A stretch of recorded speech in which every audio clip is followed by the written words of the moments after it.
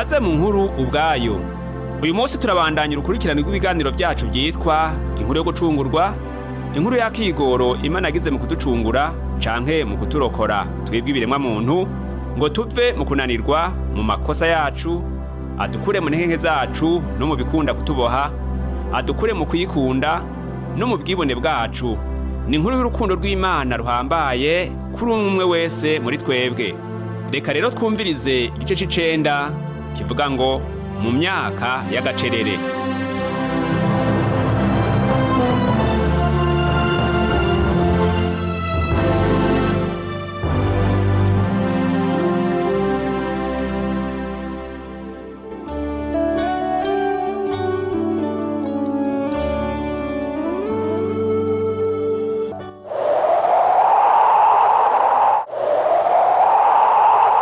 Hararenganye urunganwe rwinshi inyuma y'umugararizo wa Adamu na Eva. Imana yararondeye ingene yo kwigarukanako ibiremwa muntu byari bimaze guhusha inzira. Yari yarabahaye uburyo bwose bwo kugorora inzira zabo mbi no kwigarukako. Uko urunganwe rushasha rwaza niko ububi bw'abantu n'ubusazi bwabo byarushiriza kongerekana.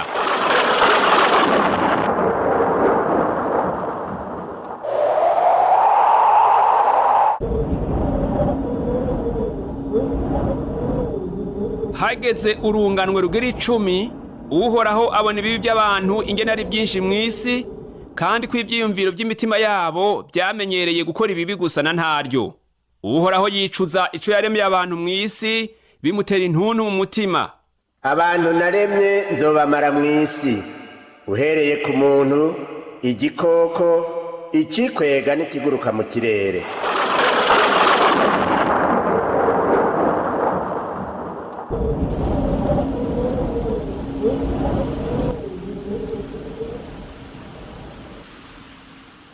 Maze Imana icirungika umwuzure ushwara isi yose, bituma abantu bose bapfa kiretse umuntu umwe gusa n'umuryango wiwe. Abo barokowe n'Imana bazigamirwa muri uwo mwuzure.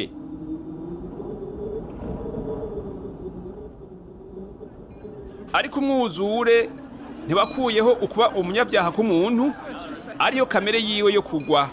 Urunganwe rwakurikiye inyuma y'umwuzure rwari rugizwe n'abantu b'ingeso mbi, b'intagondwa kandi babagarariji bameze nk'abahoneye mu mwuzure. Naho byabaye gutyo, Imana ntiyigeze iheba umuntu. Icifuzo cayo cyo gucungura ikiremwa muntu catumye irondera umushinga ntahe yitwa Aburahamu, umuntu Imana yahaye isezerano.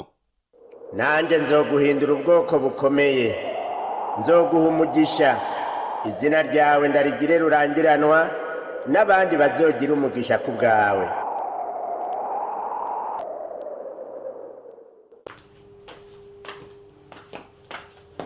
Imana yahaye Aburahamu umwana ariwe Isaka, ariwe yabyaye Yakobo, nawe avyara Yosefu.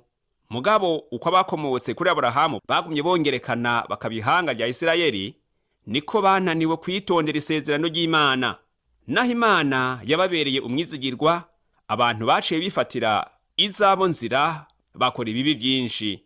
Igihe bababaja muri Egiputa, Imana yarungitse Mose kugira ngo ababohore abakure mu buja. Mugabo bamaze kwishira bakizana bari mu bugaragwa, Abisirayeli bagararije Imana n'umuvugizi wayo ariwe Mose. Inyuma ya Mose, Imana yarungitse Yosuwa kugira ngo akure Abisirayeli mu bugaragwa abajane mu gihugu c'isezerano. Mugabo bamaze kwinjira mu gihugu c'isezerano, baciye bongera gutera umugongo Imana, bakora ibiboneka ko ari bibi mu nyonga zayo.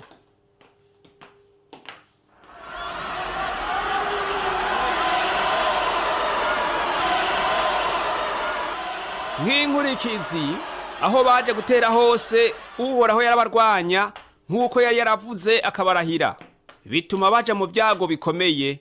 Igihe Abisirayeli baririra Imana kubera gucinyizwa, Imana yacihagurutsa abacamanza kugira ngo babarwanire no kugira ngo babakure mu bibi vyabo no mu bugarariji bwabo. Mugabo buri gihe ibihe bihindutse, Abisirayeli baca basubira mu bibi, bakerekana ko badatandukanye n'abandi bantu bo mu yandi mahanga. Ibyo vyagaragaza ko bari abantu kandi abantu bose baratandukanye n'Imana, batandukanijwe no guhitamwo nabi kwabo, icaha cabo hamwe n'ubugarariji bwabo.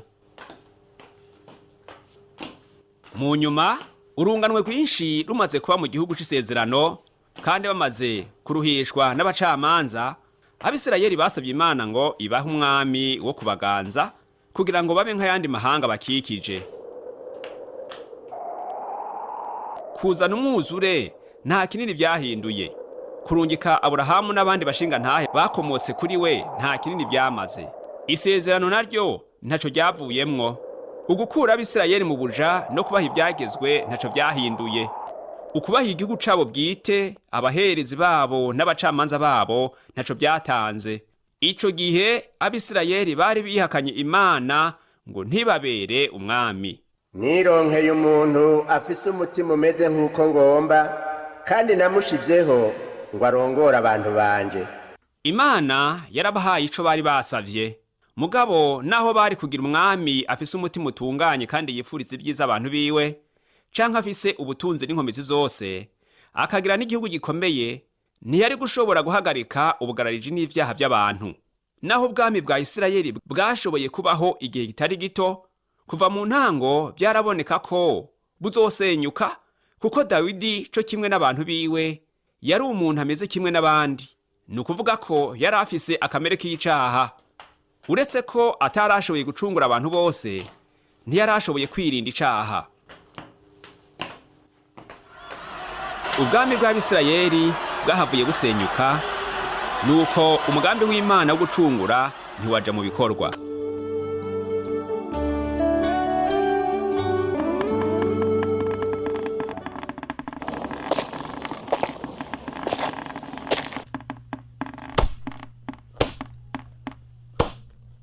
Nibaza ko inzira isohoka muri uyu mugende ari iyi Daniyeli. Isohoka na hehe Mishayeli? Ija mu burengero bw'igisagara. Uyu mugende kera wahora uzana amazi avuye mu isoko ry'igihoni. Mugabo umwami Ezekiel yaciye awuzibira kugira ngo Abasiriya ntibagume banywa amazi avuye mu isoko ryacu. Sinzi ko hari uwo bakiwibuka. Mugabo wewe urawibuka? Nashatse kuvuga kiretse jewe, sinzi ko hari uwundi akiwibuka. Mishayeli, habaye iki? nitwashika inyuma y'igisagara duca dukora iki? Sinzi. Turavyiyumvira ico twokora. Kumbure turashobora kuronka aho twinyegeza mu kabande k'ikidironi bumaze kwira. Hasigaye urugendo rungana gute none? Ndibaza ko atari kure. Igihe naheruka ino haraheze iminsi itari mike.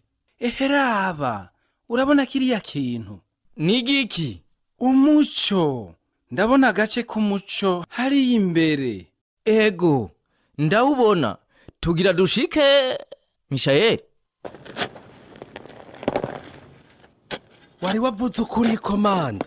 Hari abantu binyegeje muri urya mugende. Garuka Daniyeli, iruka ugarukino. Mwebwe babiri, nimugaruke hano. Iruka mubakurikire, ntibabaterane intambwe. Iruka Daniyeli, iruka. Niba dufata batugenza gutemisha ye? Sinzi, sinshaka no kubimenya. Guma wiruka.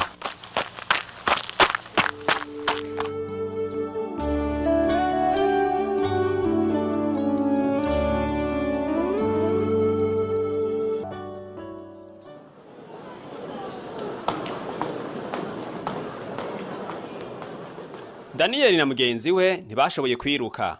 Abanyababuloni bari bafashe mpiri Isirayeli, n'igisagara ca Yerusalemu cari camaze gutsindwa. Abasoda barakurikiranye muri wa mugende, barabafata, babasubiza mu gisagara, baca bagira imbohe ku kirimbi bwami, co kimwe n'abandi b'Isirayeli.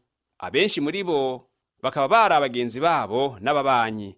Daniyeli yaragerageje kuvugana n'abari babafashe mpiri kugira ngo amenye ibyabaye. Mugabo nta numwe yigeze amubwira ikintu na kimwe. Nuko baca baricara baratekereza. Wibaza ko bazova batugenza gute? Sinzi. Mugabo no kuri nta ciza kirimo? Sinzi ivyo vyashikiye umwami n'abandi batware. Nta numwe muri bo mbona. Nyakubahwa, mwibarize wobuze agakuru k'umwami nyakubahwa. ntaco bimaze Daniyeli, nta numwe agomba kugira ico abivugako. Nta kintu ubona ku bantu dufunganywa ku kirimbaga Mishayeli? N'igiki? Bose baracari bato nka we nanje. Hariho n'ikindi. Ego Daniye, nanje nabibonye, nta n'abagore barimwo. Nta bagore, nta batama, kandi twese turaha duturuka mu miryango itunze, twese turasa. Ibi bintu si gihamana.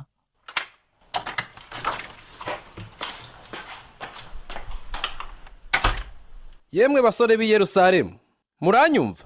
Muratahura ivyo ndiko ndababwira? Navuze nti muratahura ivyo ndiko ndababwira?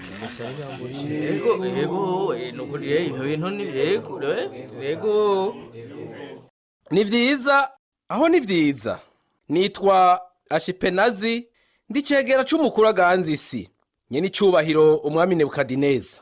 Yantumye kwegeranya mu gisagara abantu b'abanyabwenge kandi beza kurusha abandi mu banyagihugu banyu. Muzojana nanje i Babuloni, iyo niyo muzokwigishirizwa ivyerekeye igikorwa c'iteka ryo gukora ku kirimbi bwami.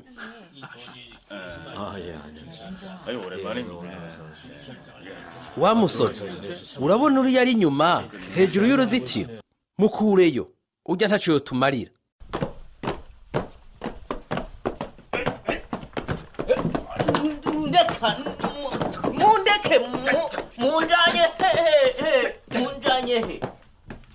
Mushobora kuba muriko muribaza niba mufise ububasha bwo guhitamwo muri ibi. Inyisho nobaha ni ego.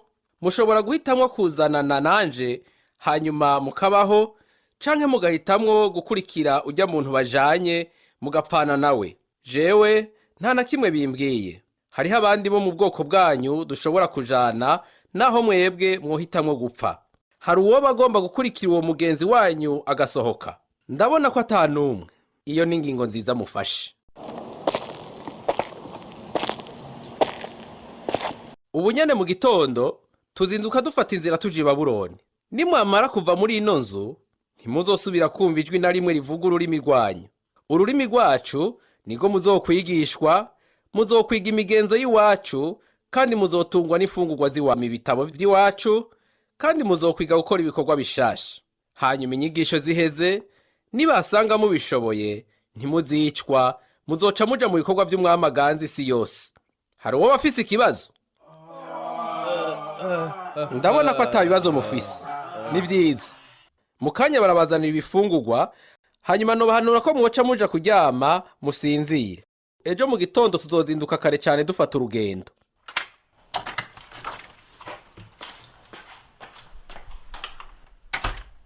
Daniye, bagira batujane kuba baja b'i Babuloni. Shh, hola, aba bantu bose bari ngaha ntituzinanye. Ugize ngo abasoda bagiye, bivuga yuko atangorane. Oya, hoba hari umutasi muri ino nzu, kuko ntibari kudusiga twenyene nawe no. Umutasi? Yo, Daniye, none dukora iki? Reka twizere Imana Mishayeli. Wewe nanje tugiye Babuloni kubw'impamvu kanaka, sindabikekeranya no kuri. Mwakoze kudutega amatwi. Muriko murumviriza inkuru iri mu yindi. Uyu munsi turiko turakurikirana urukurikirane rw'ibikino rwitwa inkuru yo gucungurwa, dusanga mu ijambo ry'Imana. Ibikino 16 vyerekana ubuzima bw'abashingantahe n'abapfasoni babayeho kera, maze bose bakisanga bakeneye gufashwa. Twabonye muri ino nkuru yacu ingene ubwami bw'Abisirayeli bwarangiye, n'ingene igisagara ca Yerusalemu caguye mu minwe y'Abanyababuloni.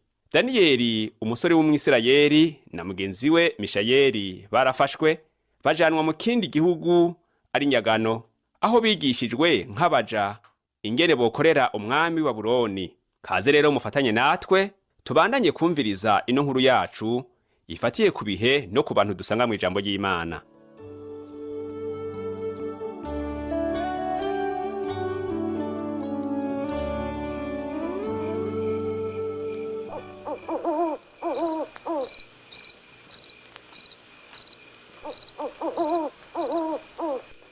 Daniyeli yarashoboye kurangiza neza inyigisho z'iwi Babuloni, maze atangura ibikorwa by'ibwami. mbere daniyeli ntiyatevye gukomera mu kuba mukuru mu bajenama b'umwami, kandi yamaze imyaka myinshi ari umuhanuzi w'umwami Nebukadineza, co kimwe n'abandi bami bamukurikiye bizera. Yari yubashwe cane kubera ukuba imvuga kuri no kutagira umugayo, no kubwo kwizera Imana ishobora byose kwiwe kutanyegezwa kandi kutanyiganyiga, ariyo Mana ya Isirayeli.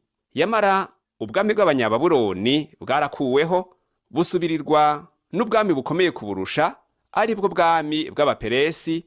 Mu nyuma igihe cyarashitse, Daniyeli arasaza, kandi ntibari bakimurondera ngo atange impanuro. Ntibaretse kumufasha, mugabo harageze igihe ashirwa mu ibohero, bamwibagirirayo ngo ntiyongere kubona umuco w'umunsi. Umutwe w'inzahabu, Abanyababuloni, igikiza n'amaboko y'ifeza, Abaperesi, hakurikiye iki? Daniyeli yariko aragerageza kwibuka inzozi yari yarasobanuriye umwami Nebukadineza. Hari haheze imyaka myinshi, inzozi zatanga imburi uko ubwami bune buzoza n'ingene buzosenyuka. Aha, ego, inda n'ibibero by'umuringa. Inzahabu ni ifise agaciro kenshi kandi kayangana, ariko ifeza ni ikomeye cyane kurusha inzahabu. Muri za nzozi ziwe, umwami yari yabonye igishushanyo kinini gikozwe mu bwoko bune bw'ubutare: umutwe w'inzahabu, igikiriza n'amaboko y'ifeza, inda n'ibibero by'umuringa, hamwe n'ibirenge n'amaguru by'icuma. Kandi umuringa niwo ukomeye kurusha ibindi. Umuringa uramena ifeza, ifeza iramena inzahabu. Ubwami bugiye kuza buzoba bufise inkomezi zihambaye zo gutsinda Abaperesi bakomeye. Mugabo sinzobubona, oya sinzobubona, ndamaze gusaza cane. Sinzi ko uzomenya ko ntakiriho. Imyaka ibaye myinshi atabami bakimpamagara.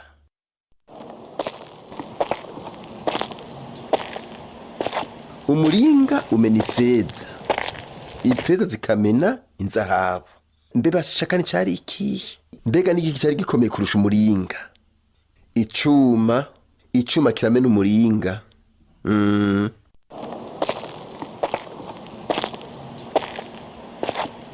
Ubwa nyuma iki nico nabwiwe. Icuma nibwo butare bukomeye kurusha ubundi, gishobora kumena ibindi bintu vyose.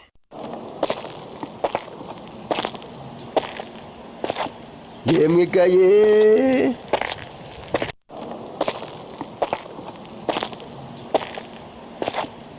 basha ntibahagarara namba, ntivyongera guhagarara.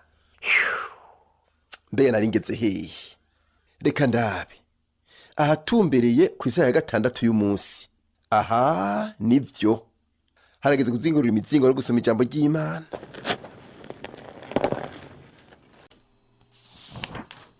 Imizingo ibiri, Yeremiya na Zaburi za Dawidi. Dusome hehe muri iki gitondo? Reka turabe. Yeremiya, mugezi nkunda Yeremiya, yapfuye kera. Amajambo ya Yeremiya mwene Hirukiya wo mu baherezi baba muri Anatoti mu ntara ya Benyamini. Ndibuka i Anatoti, agasagara keza kari mu buraruko bw'i Yerusalemu. Kumbure kasamburanwe n'igisagara gikuru. Mbega Imana ningeze higena ariko ndasoma muri Yeremiya. Aha, naha twari tugeze. Ijambo ry'Uhoraho ryaje kuri Yeremiya ryerekeye abantu b'i Buyuda mu mwaka ugira 4 ku ngoma y'umwami Yehoyakimu.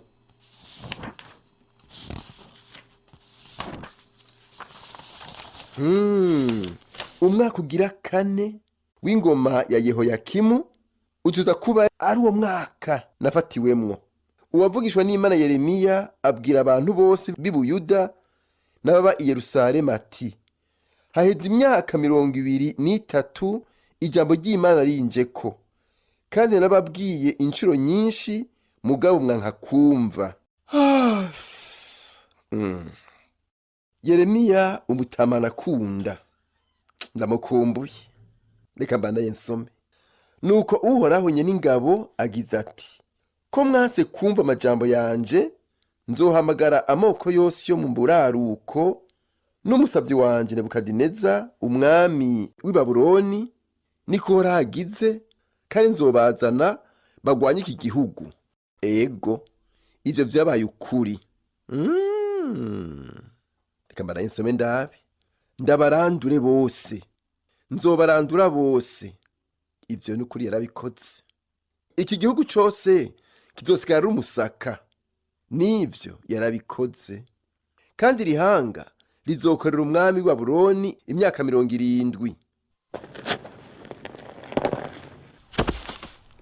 Ngo ngwiki imyaka 70?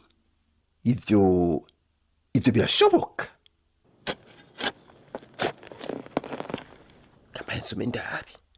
Ariko imyaka 70 niyahera nzohana igihugu cya Babuloni kubw'icaha cabo niko uhoraho agize. Ariko ruvumenga reka ndabe. Umwaka wa 4 ku ngoma ya Yehoyakimu gushirako imyaka 70 yoba ari ivyo birashoboka? Ni mu myaka 3 guhera uno munsi vy'ukuri tuzoca dusubira iwacu. Bwirukiro mana nkuru y'igitinyiro, wewe mana ushize isezerano ukagirira imbabazi abagukunda bakitondera ivyagezwe vyawe. Twaracumuye, twaragabitanije, twakoze nabi, twaragararije, twarakebeje tuva mu vyagezwe washinze no mu vyo wategetse. Nitwumviye abasavyi bawe aribo bavugishwa nawe, bavuga mu izina ryawe babarira abami bacu, abaganwa bacu, basokuruza bacu n'abantu bose bo mu gihugu. Nico catumye dusukwamwo umuvumo hamwe n'indahiro vyari vyaranditswe mu vyagezwe vya Mose umusavyi w'Imana, kuko twayicumuyeko. Maze ishitsa ijambo ryayo yatuvuze ko twe n'abacamanza bacu batuganza aho yaduteza ivyago vy'ubugesera. None rero mana yacu, umva se ugusenga k'umusavyi wawe no gutakamba kwiwe, kandi kubwawe mwami umurikishirize mu nyonga hawe ahera hawe habaye umusaka. Bwirukiro wumve, bwirukiro uharire, bwirukiro utega ugutwi ugira ico wokora ntutebe. Umva ugusenga kwanje mana, ewe mana yera, reka abantu bawe batahe.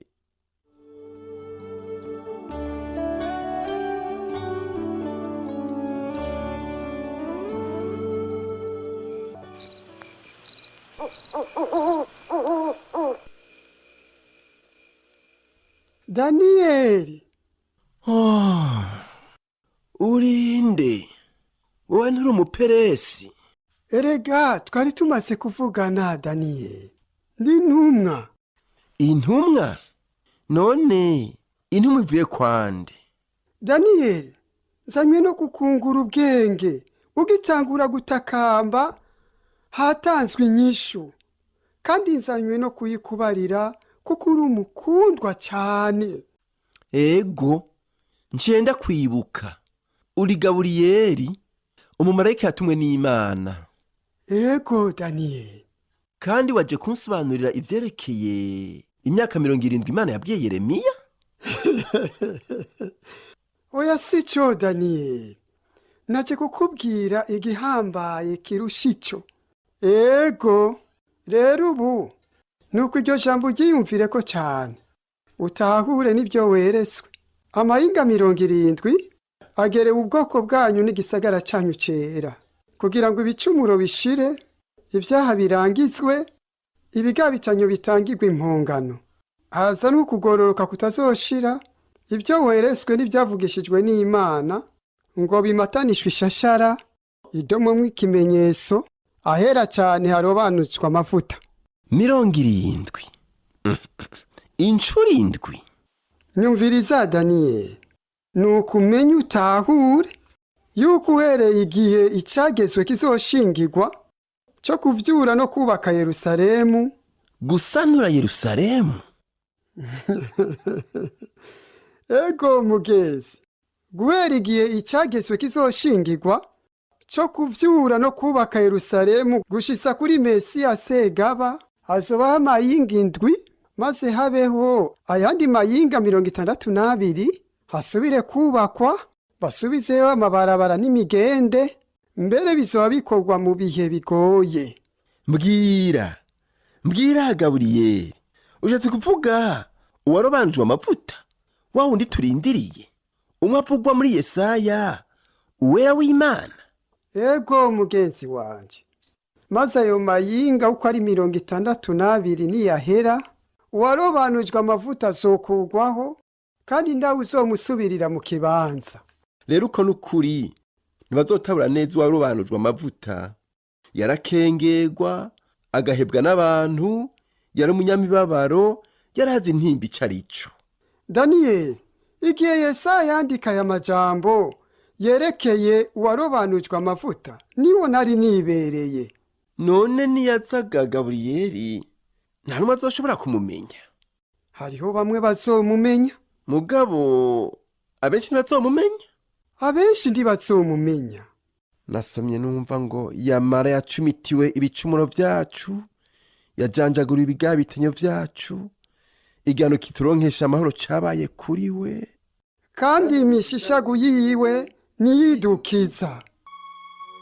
Daniyeli yarabandanije gukorera abami b'Abamedi n'Abaperesi mu kiringo kingana n'umwaka umwe canke 2, yandika neza ibindi bintu yeretswe.